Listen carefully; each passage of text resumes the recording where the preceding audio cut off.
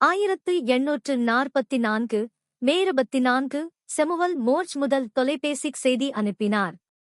1844 ஆண்டு மே 24 தேதி செமுவல் மோர்ச் அமெரிக்காவின் வாஷிங்டன், டி.சி. நகரத்திலிருந்து பால்டிமோர், மெரிலாந்து நகரத்திற்கு உலகின் முதல் தொலைபேசி செய்தியை அனுப்பினார்.